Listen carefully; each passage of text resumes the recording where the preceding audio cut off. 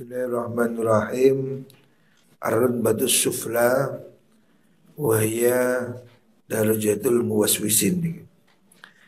Ar-rutbatu utawi derajat as-sufla kang isor dalam masalah syubhat tentang mata uang, mata apa?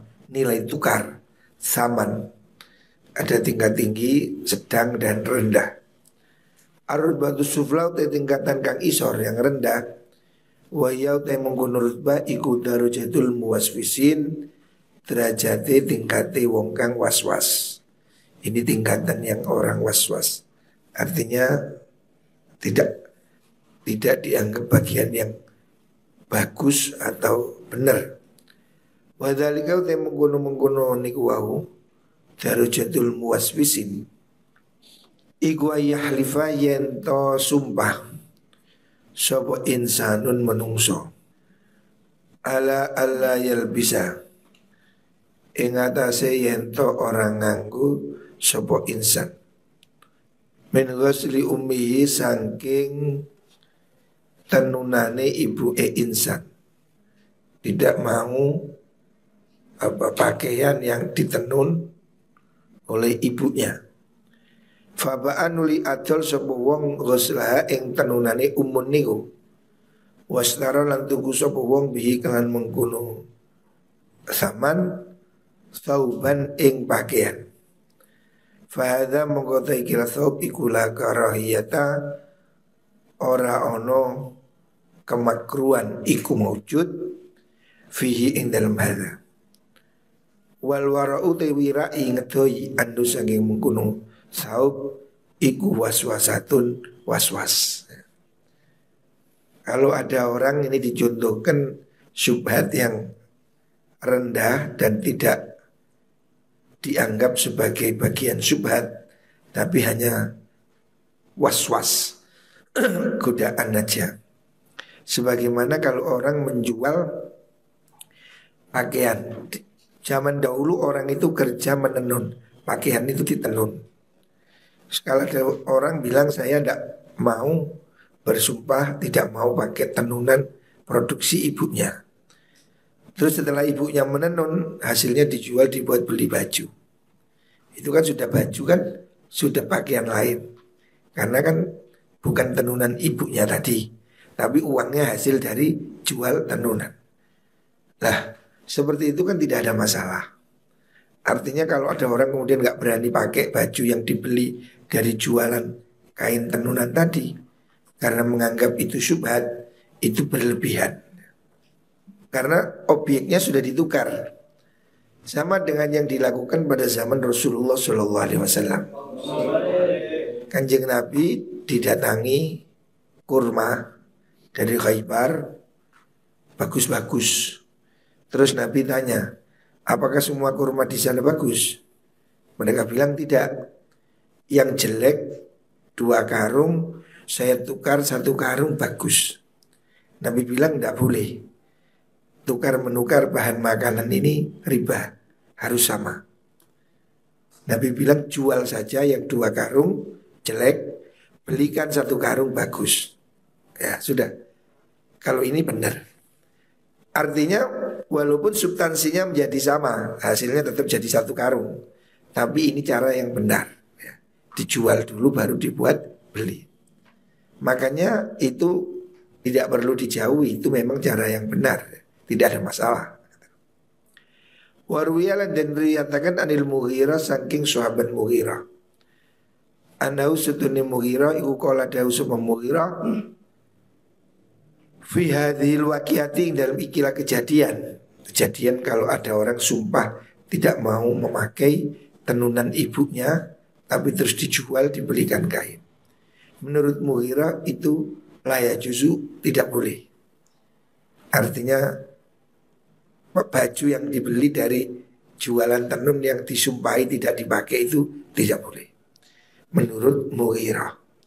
Wastashhadalan amrih napa niku dalil sapa Mughirah bi anna nabiyya kan sedene Nabi Muhammad sallallahu alaihi wasallam iku qala dawu sapa nabi dawu la'anallahu al-yahuda la'ana ngelaknat sinten Allah Gusti Allah al Yahuda ing kaum Yahudi.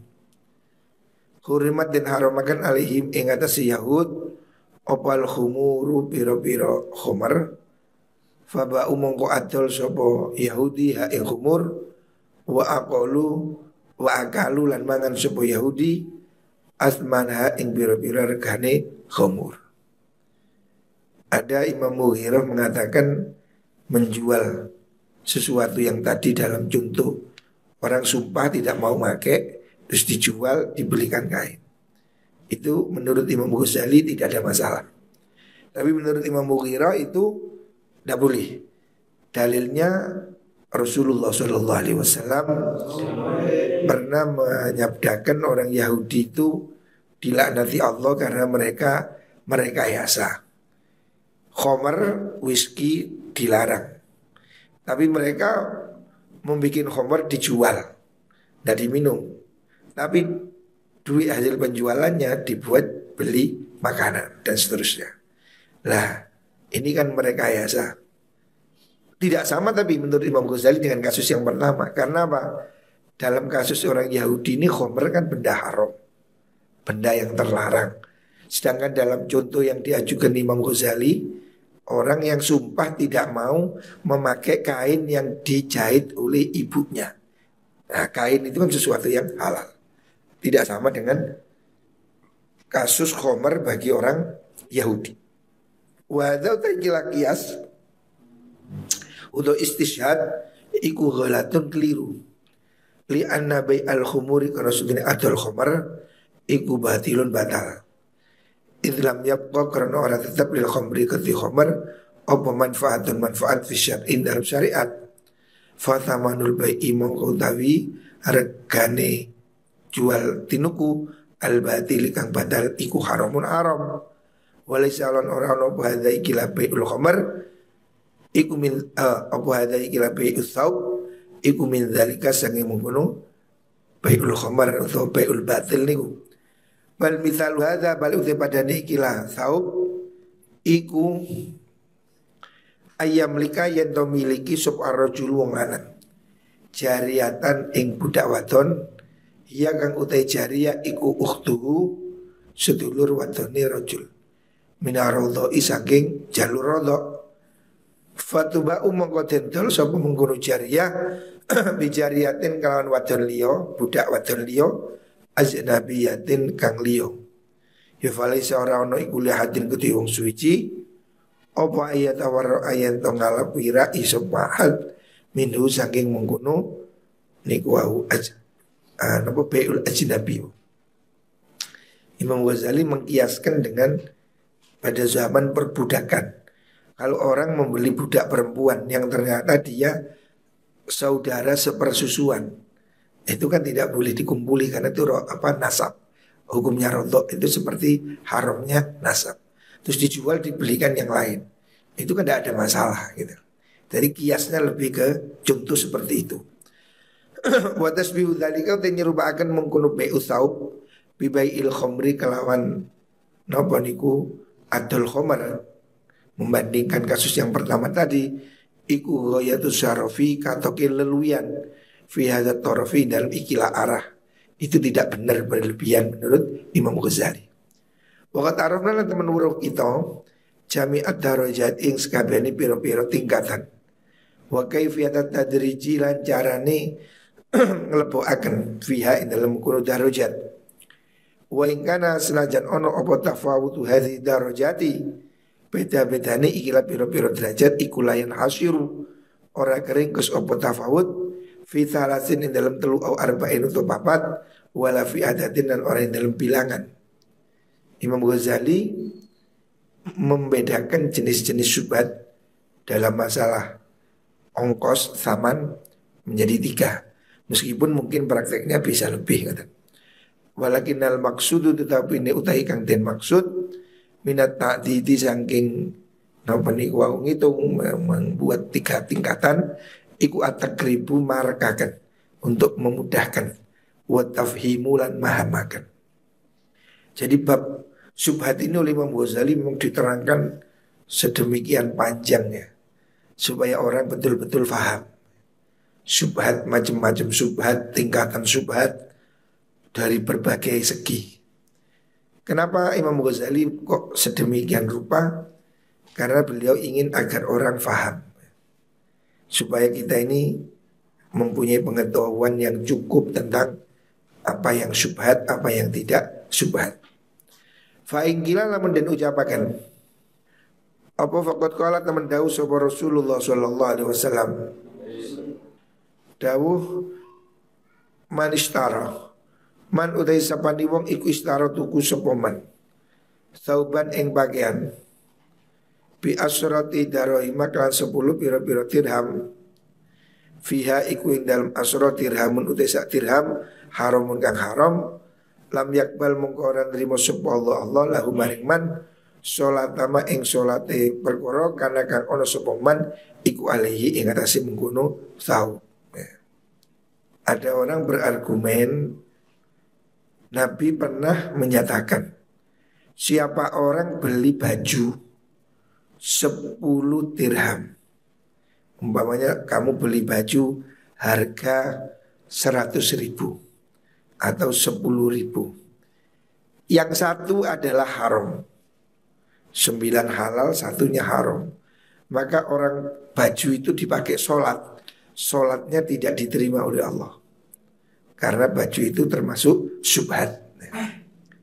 Nah bagaimana dengan seperti ini? Maksudnya Imam Ghazali kan membagi tingkat-tingkatan syubhat, rendah dan tinggi. Berarti kalau syubhat 1% saja, 1/10 aja ditolak, sholatnya tidak diterima. Mengapa Imam Ghazali kok membagi 100%, 50% ya? Ini kan lebih dari 10%. Kemudian ini nanti dijawab oleh Imam Ghazali. Suma'at khala nuling lebuaken sapa Ibnu Umar, sahabat Ibnu Umar. Usbu'aihi ing driji panuduh lurune Ibnu Umar fi udhunaihi ing dalem kuping lurune Sayyidina Umar. Wa qala lan ngucap sapa Sayyidina Ibnu Umar, sumta menengo sira luru, maksudnya telinganya wis menengo. Ilam akun lamun ora ana ingsun iku sami tuhu ngrungu ingsun hu ing kaul mindu saking Nabi. Oh ini betul-betul. Kula ngucap ingsun. Jawabannya Imam Ghazali, hadis itu tidak demikian maksudnya. Zalika utai mengkono hadis iku mahmulun dan arahaken. Alama ingat si perkara lau istaro lamun tuku sapa wong bi asyratin kelawan 10 dirham bi ainiha kelawan kahanane asyrah la fi zimmati ora ing dalam tanggungan. Jadi menurut Imam Ghazali, baju tadi itu dihukumi syubhat seandainya harganya 10.000, yang 1.000 duit haram. Baju tadi syubhat, tidak boleh dipakai sholat. Itu kalau memang belinya tunai, beda. Tapi kalau belinya itu dengan zimmah, dengan pesan, itu hukumnya beda menurut Imam Ghazali. Sama dengan kasus makanan itu. Yang kemarin Imam Ghazali mencontohkan kalau ada orang punya duit 10.000 haram, hasil nyolong, dibuat beli makanan secara tunai, hukumnya haram. Makanan ini timbul dari perkara yang haram, hukumnya haram. Tapi kalau orang itu pergi ke warung terus makan atau pesan makanan, dimakan belum dibayar, makanan ini hukumnya halal karena ini diberikan secara sukarela oleh pemiliknya sebagai hutang. Baru kemudian dia bayar. Nah kalau dia bayar pakai duit haram tadi, makanan ini tadi tetap halal tapi syubhat. Karena apa? Penyelesaiannya itu dengan perkara haram. Lah haramnya ini dari segi menipu penjual dengan membayar uang haram. Ya, seperti itu. Beda. Objek yang sama tapi beda cara akad. Begitu juga dalam jual beli baju yang menurut Rasulullah SAW, siapa orang beli baju 10.000, yang 1.000 duit haram, maka baju itu syubhat, tidak boleh dipakai sholat karena mengandung 10% dari harta haram. Kalau dipakai sholat, sholatnya tidak diterima. Loh, bagaimana ini kok sampai demikian? Menurut Imam Ghazali yang dimaksud syubhat baju tadi dihukumi syubhat kalau belinya tunai. Tapi kalau belinya dengan pesan seperti kasus makanan kemarin, hukumnya bajunya tetap halal. Tapi membayar pakai uang harumnya itu yang zalim di situ. Fakat hakamah teman-teman ngukumi kita bitahrimi kelan ngaromakan fi aktsari shaumi in dalam luwih akeh poso. Masalah hukum poso. Fal yuhmal magoden pada akan alihah ing atase mengkono dia. Fal yuhmal mongko nuli becik den arahaken. Oh bukan shaumi itu. Suwari. Nah, kitabnya salah. Fi aktsari suwari in dalam luwe akeh piro-piro contoh, maksudnya contoh yang sudah disebut di atas. Fal yuhmal mongko becik den arahaken opo ala dzalika ing ngasih mengkono suar ya, contoh-contoh yang sudah disebut di depan. Maksudnya hadis tadi diarahkan ke contoh-contoh yang di atas, yang dalam kasus ada penjualan tunai dan non tunai itu. Sumakam nuli pirang-pirang min malikin atau mimilkin sangking milik yutawa adu kang den ancam alihi ing atase milik biman qabuli sholati kelawan nyegah den trimoni sholat lima maksiatin krana maksiat tatorrokot kang anyar teko pemaksiat ila sababihi maring sebabe mengkono milik wa illam yadullah senajan orang nuduhaken apa dzalika mengkono waktu niku ala fasadil akti ing atase rusake akad. Contone kal mustari kaya wong kang tuku fi waqtin nidai dalam waktu azan Jum'ah wa ghairihi lan liyane mengkono waktu nida nih. Imam Ghazali mengatakan hadis yang tadi dikatakan baju 10 dirham harga 10 dirham, 1 dirhamnya haram, maka bajunya itu dihukumi subhat, tidak boleh dipakai sholat. Itu pada kasus yang jual beli yang secara tunai. Tetapi kalau itu secara pesan, maka dia itu masih bisa dipakai walaupun ada subhat. Sama dengan contoh jual beli waktu azan. Allah memerintah dalam Al-Quran wa idza nudiya lis-shalah min yaumil jum'ah fas'au ila dzikrillah wa dzarul bai'. Allah memerintahkan tinggalkan semua dagangan transaksi kalau sudah azan Jumat. Konsekuensinya apa? Berarti jual beli waktu azan Jumatan, ada azan melakukan jual beli itu haram. Ya, memang betul haram. Tapi apakah jual belinya tidak sah? Jual belinya tetap sah. Haram dari segi melakukannya. Oh, barangnya itu tetap halal, tapi subhat karena apa? Diperoleh dengan cara yang haram. Ini kan pembahasan dalam bab subhat kemarin yang sudah diulas oleh Imam Ghazali. Kesimpulannya ada benda itu yang transaksinya itu haram tapi jual belinya tetap sah. Ya sama dengan orang menjual anggur ke pabrik bir. Jual anggurnya sih sah. Menganggur bukan benda najis, obyeknya halal sah. Tapi haram dari segi mana? Dari segi dia menolong orang berbuat maksiat. Menjual kondom ke pelacur. Nah, ini kan kondomnya sih boleh dijual, kondom itu seperti pelembungan. Hukumnya jual pelembungan boleh-boleh saja. Tapi karena ini dijual kepada PSK, ini kan berarti apa? Menolong orang berbuat maksiat. Nah itu konsekuensinya menjadi ada dua masalah. Jual beli benda itu halal, tapi menjualnya itu haram karena menolongi orang berbuat maksiat. Jual senjata kepada rampok dan seterusnya. Ini kan tidak mengharamkan objek jual belinya, tapi pekerjaannya itu haram. Makanya itu termasuk dalam bahasan syubhat. Syubhat artinya tidak bersih ya. Berbeda dengan jual beli yang normal yang tidak ada kaitan dengan maksiat. Ini memang pembahasannya itu sangat luas ya. Sudah beberapa halaman ini pembahasan tidak selesai. Sengaja Imam Ghazali ini panjang membahasnya. Masalah halal haram wirai subhatin. Artinya bahwasannya persoalan bisnis, persoalan ekonomi ini soal yang penting gitu loh. Padahal kitab Ihya ini dikenal sebagai kitab akhlak, etika, tasawuf. Tapi kita lihat di sini pembahasan tentang etika bekerja, halal haram, syubhat, berpuluh-puluh halaman. Menunjukkan bahwa soal bekerja ini juga penting gitu. Bekerja itu bagian dari ibadah. Makanya dibahas di sini etika bekerja. Jadi bekerja itu tidak perlu malu, tidak perlu gengsi. Siapapun bekerja itu harus disemangati dengan niatan ibadah. Jangan gengsi walaupun itu kerjanya remeh, tukang cukur, kondektur, apa ya, pekerjaan itu tidak ada yang jelek.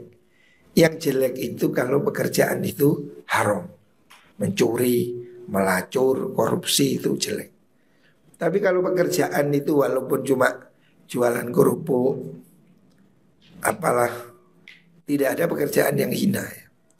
Semua pekerjaan yang baik ya, yang halal itu baik. Jangan malu bekerja.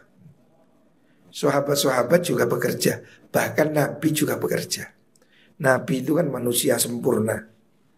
Seandainya rezeki itu cukup mendengotok, tentu Nabi tidak kemana-mana, ke masjid langsung ada ayam goreng terbang, tumpeng datang, enggak.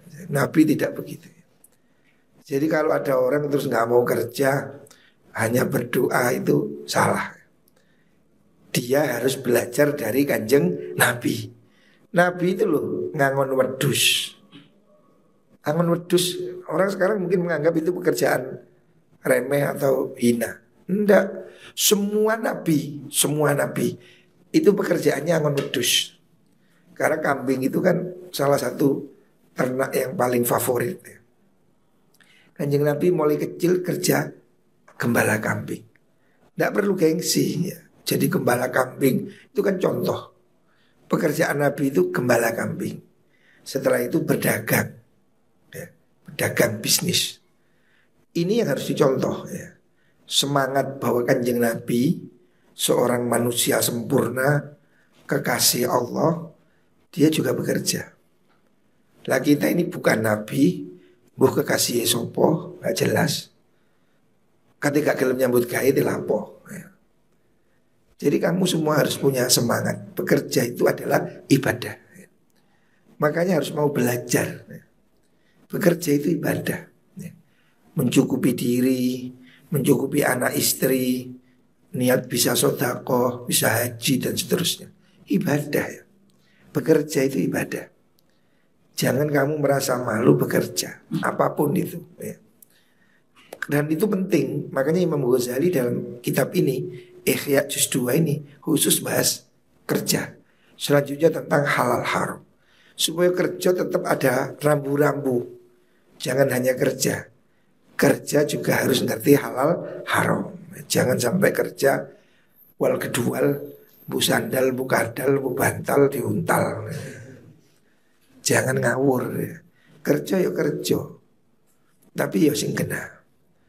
Makanya ya, yang harus kita yakini pertama itu ya, rezeki ini sumbernya datang dari Gusti Allah.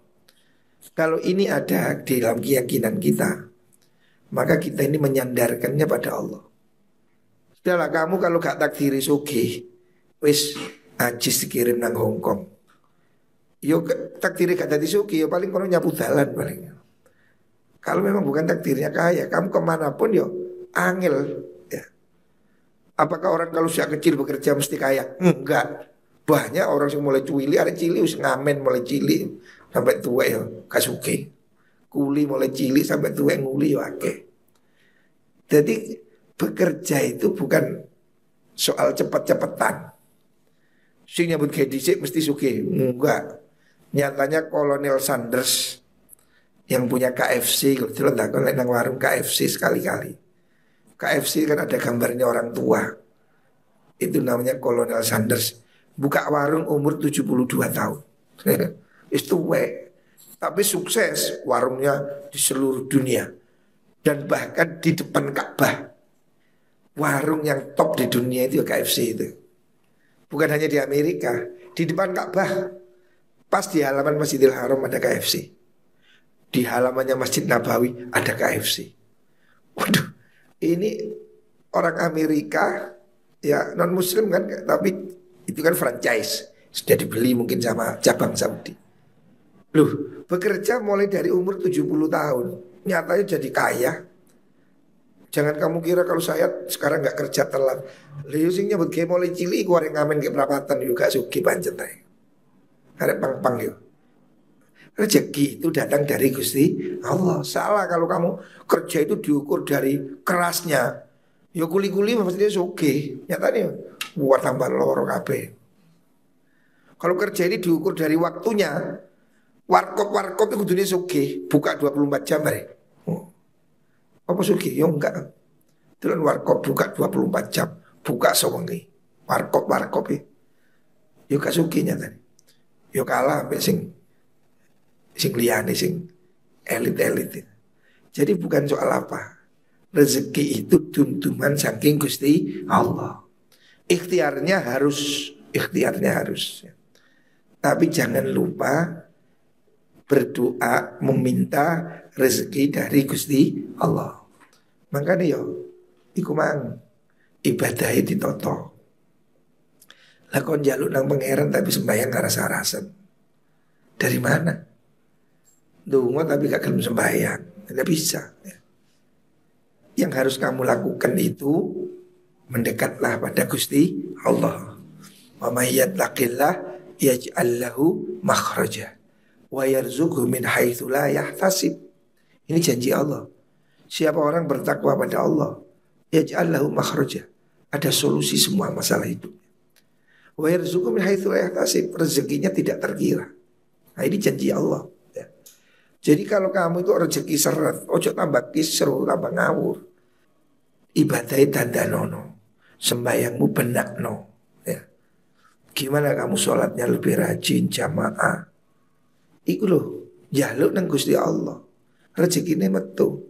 Kon saiki masih nyambut kuwae wis tak jengkulitan, ndas digendas sikil ke sikil. Ndas dike sikil kan akrobat. Sesulit apapun kerja kalau rezekinya tidak ada, ya tetap gak iso. Ibaratnya itu kata ayah saya, kalau rezekimu iku sak botol cilik iki, takrane disiram sak botol gede iki, amber buak, tetep ya samine takrane samine. Disiram banyu sak tong ya karek samine wong takrane samine. Jadi yang penting itu ya opo awake njaluk takaran gede nang Gusti Allah. Lah takaranmu men sakmene, disiram banyu sak kali ya tetep sakmene. Amber buak. Saya sudah melihat ada orang yang bekerja tidak pulang berpuluh-puluh tahun. Ya pancet gak duwe. Ono. Sudah 50 tahun mengembara melanglang buana. Ya pancet aja gak sugih. Logikanya dia harusnya kaya dong, sudah keluar negeri kemana-mana. Ya tetap gak sugih. Memang takarannya bisa gelas. Ono sing nyambut gawe lak dong. Ya kayak omah biasa. Tapi lu waris, bakul lombok lu waris, bakul bakso lu waris. Ono sing bakul apa sih barang-barang yang kelihatannya remeh tapi rezekinya memang di situ. Pekerjaannya sama, bodoh-bodoh bakul bakso. Ono sing lu waris, ono sing gak payu. Resepnya bisa ditiru. Air ini, waduh ada ratusan atau ribuan merek, tapi tidak semuanya laku. Santri ini mungkin laku. Aqua apa? Semua orang bisa produksi, tapi tidak semua laku. Rezeki itu dari Gusti Allah. Ini yang harus ditonton. Ya. Kalau kamu tidak meyakini ini, so stres. Saya kemarin ada teman cerita itu orang kuliah di Malang S1 PT perguruan tinggi, dapat beasiswa S2 Australia, S3 Australia. Sudah pulang ke Malang, tadi apa doktor Australia. Ya nyebut kayak perguruan tinggi swasta, gajinya cuma berapa, tidak cukup. Padahal sekolahnya di Australia bertahun-tahun. Akhirnya sekarang balik ke Australia kerja serabutan.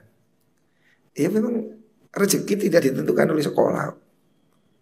Di Jawa Tengah ada profesor, ada dokter siapa itu namanya? Di YouTube ada dokter jadi pemulung. Mulung sampai, kamu lihat di YouTube. Namanya dokter siapa? Terkenal. Dokter, dosen, pensiunan, pemulung golek sampah, ngais sampah di pinggir jalan. Terkenal di YouTube itu ada. Lulusan itu dokter ekonomi lulusan Rusia. Tapi tadi itu kan itu apa? Sampah di jalan. Ya rezekinya gak ono. Kalau dulu di sini contoh yang konkret ayah saya itu di depan pondok Nur Sati itu ada dua contoh yang kebetulan konkret di sekitar pondok itu. Satu ada namanya Haji Durasim. Haji Durasim ini buta huruf. Tapi sugih, dagang motor judo. Waduh, laris dagang ini. Semakelaran lah, sugih, buta huruf sampai dia meninggal itu wakafnya 4 hektar. Bayangkan wakaf 4 hektar. Yuk kaya wakafnya aja 4 hektar. Rumahnya kira-kira 5 rumah dari pondok itu, utara jalan itu. Sekarang udah meninggal.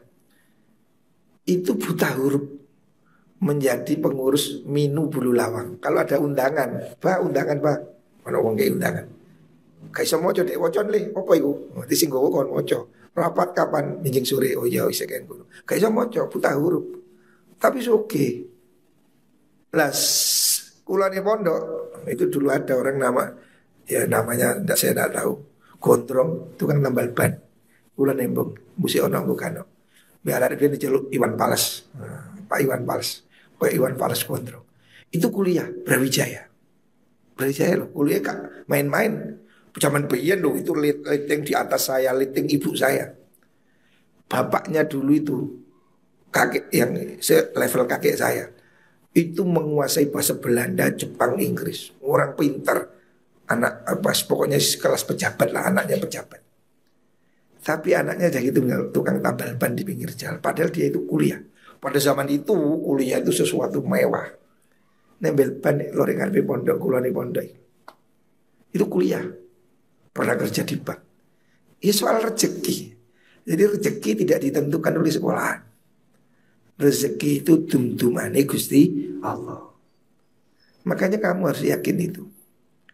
Kalau kamu tidak punya keyakinan tentang rezeki ini dan kekuatan Allah, ya wis kau nyebut kayak apa ya angel, susah.